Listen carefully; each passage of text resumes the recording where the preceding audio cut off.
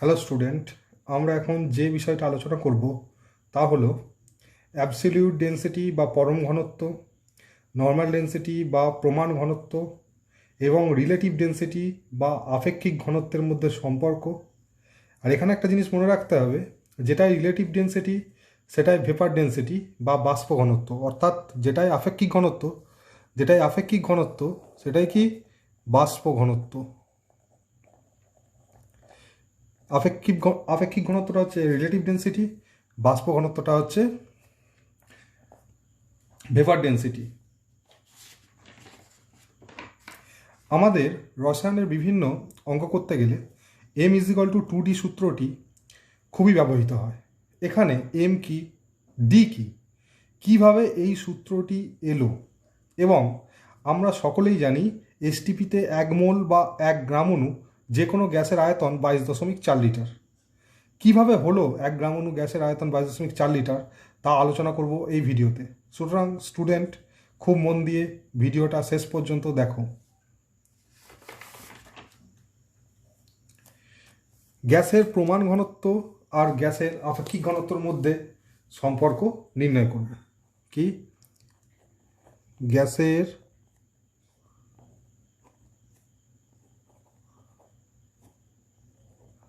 প্রমাণ ঘনত্ব ও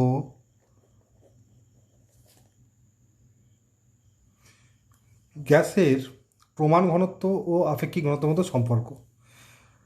আপেক্ষিক ঘনত্ব সমান কি? এসটিপিতে ভি আয়তন গ্যাসের ভর বাই এসটিপিতে ভি আয়তন H2 গ্যাসের ভর। অর্থাৎ প্রমাণ চাপ ও উষ্ণতায় ভি আয়তন H2 গ্যাসের ভরের তুলনায় প্রমাণ চাপ ও উষ্ণতায় ভি আয়তন কোনো গ্যাসের আয়তন যত গুণ বেশি তাকে আপেক্ষিক ঘনত্ব বলা হচ্ছে। এখন এটি আমি দেখে নেব কিভাবে সম্পর্কটি আসছে। এবার যেহেতু ভি আয়তন গ্যাসের ভর, ভি আয়তনটা যদি আমি 1 আয়তন করি বা 1 লিটার করি, তাহলে আমি এখানে কি লিখতে পারি?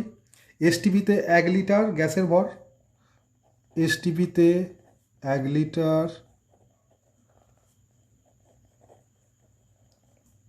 গ্যাসের ভর বাই এসটিপিতে 1 লিটার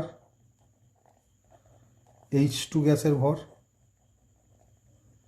এবার এসটিপিতে 1 লিটার গ্যাসের ভর, সেটাই হচ্ছে গ্যাসের প্রমাণ ঘনত্ব। এসটিপিতে 1 লিটার গ্যাসের ভর মানে কি? সেটাই গ্যাসের প্রমাণ ঘনত্ব। তাহলে কি এটা? গ্যাসের প্রমাণ ঘনত্ব বাই এসটিপিতে 1 লিটার H2 গ্যাসের ভর।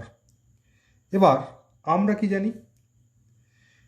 22.4 লিটার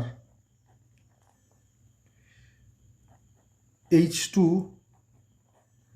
গ্যাসের ভর কত? 2 গ্রাম।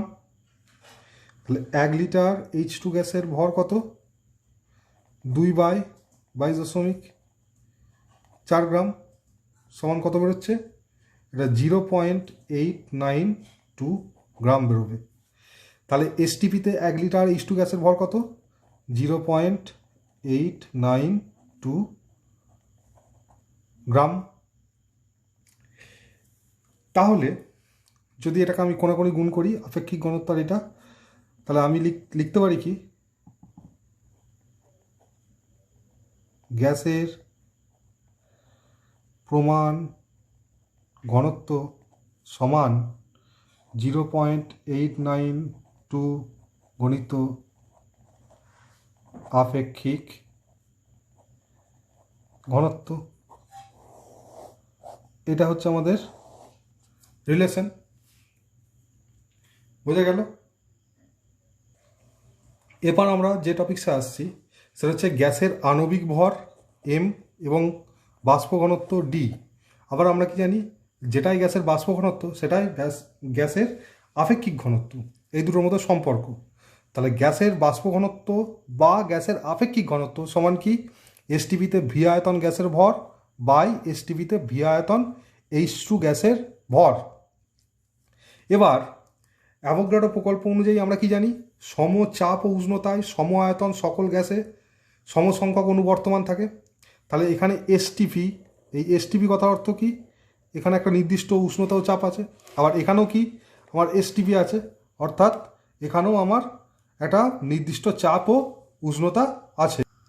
তাহলে এখানে আমি কি লিখতে পারি, তাহলে এখানেও যদি আমার এন সংখ্যক অণু থাকে, এখানেও আমার এন সংখ্যক অণু থাকবে। তাহলে আমি এখানে লিখতে পারি কি,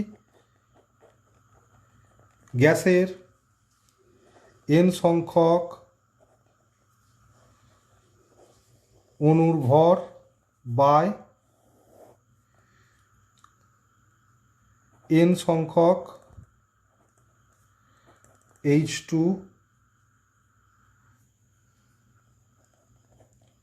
গ্যাসের অণুর ভর। তাহলে এন সংখ্যক H2 গ্যাস মানে তার দ্বিগুণ সংখ্যক H পরমাণু, মানে 2n সংখ্যক H পরমাণু। তাহলে সেটা আমি লিখব গ্যাসের n সংখ্যক অণুর ভর বাই 2n সংখ্যক হাইড্রোজেন পরমাণুর ভর।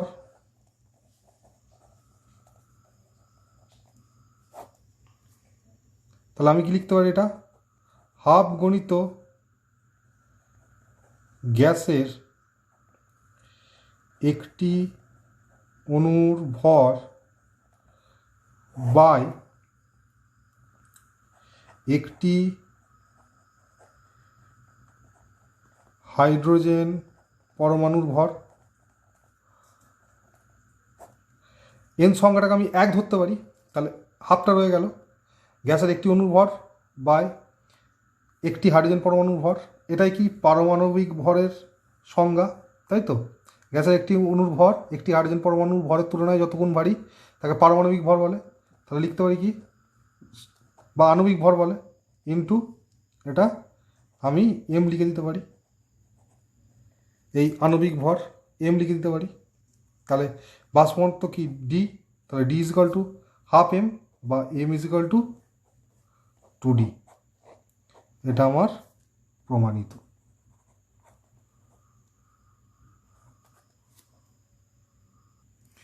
এবারে আমরা যে টপিক্সে আসবো, 1 গ্রাম অণু যে কোনো গ্যাসের আয়তন 22.4 লিটার। এবার আমরা কি জানি, আপেক্ষিক ঘনত্ব বা বাষ্প ঘনত্ব সমান কি, এসটিপিতে ভি আয়তন কোনো গ্যাসের ভর বাই এসটিপিতে ভি আয়তন H2 গ্যাসের ভর, তাই তো? এবার ভি আয়তনটাকে আমি 1 আয়তন ধরে নেব বা 1 লিটার ধরে নেব।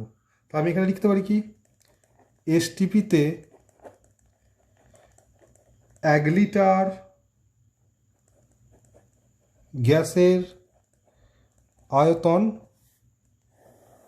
বাই এসটিপিতে 1 লিটার H2 গ্যাসের ভর।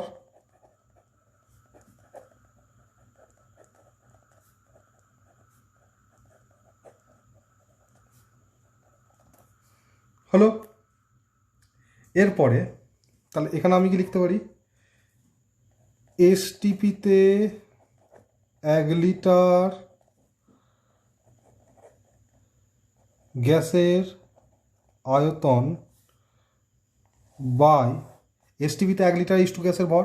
একটু আগেই আমরা করেছি কি, এসটিপিতে 1 লিটার H2 গ্যাসের ভর কত, 0.089 গ্রাম। তাহলে এখানে বাষ্প ঘনত্ব, বাষ্প ঘনত্বকে আমরা ডি ধরি, তাহলে ডি সমান, এখানে বাষ্প ঘনত্বকে আমরা ডি ধরি, এই যে বাষ্প ঘনত্ব, তাহলে ডি সমান এটা হচ্ছে, তাহলে ডি সমান এটা হচ্ছে এটা। আবার আমরা কি জানি, একটু আগেই প্রমাণ করেছি, M is equal to 2D বা D is equal two m/2, একটু আগেই প্রমাণ করেছি। তাহলে সেইটা ডি এর জায়গায় আমি m/2 বসিয়ে দিলাম, সমান এসটিপিতে 1 লিটার গ্যাসের আয়তন বাই 0.089 গ্রাম।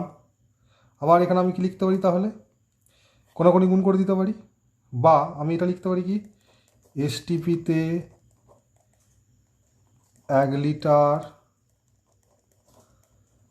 গ্যাসের আয়তন সমান এম গণিত 0.089/2, এটা আমি লিখতে পারি।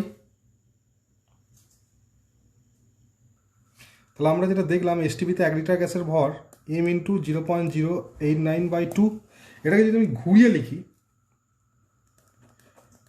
এসটিপিতে এম ইন্টু 0.089/2 গ্রাম ভরের গ্যাসের আয়তন সমান 1 লিটার, এটা আমি লিখতে পারি। তাহলে আমি এখানে লিখতে পারি কি 1 গ্রাম ভরের গ্যাসের আয়তন সমান কত, 1/m ইন্টু 0.089/2 সমান আমি এটা কি লিখতে পারি 2/m ইন্টু 0.089 লিখতে পারি। তাহলে এখানে m গ্রাম ভরের গ্যাসের আয়তন সমান কত, 2 ইন্টু m/m ইন্টু 0.089, কেটে গেলে কত হবে 2/0.089 সমান এটা বেরোবে 22.4 লিটার। অর্থাৎ এমটা কি, এমটা হচ্ছে আণবিক ভর, অর্থাৎ গ্যাসের যে আণবিক ভর, সেই আণবিক ভরের যদি কোনো গ্যাস হয় তার এসটিপিতে আয়তন কত বেরোলো 22.4 লিটার। এবার কোনো গ্যাসের যেটা আণবিক ভর সেটাই কি 1 মোল বা 1 গ্রাম অণু, তাই 1 গ্রাম অণু কোনো গ্যাসের এসটিপিতে আয়তন 22.4 লিটার। এই ভিডিওটি এ পর্যন্তই। এই ধরনের পরবর্তী ভিডিও সর্বপ্রথম পাওয়ার জন্য চ্যানেলটিকে সাবস্ক্রাইব করে নোটিফিকেশান বেল আইকনে ক্লিক করো এবং কমেন্ট, শেয়ার ও লাইক করে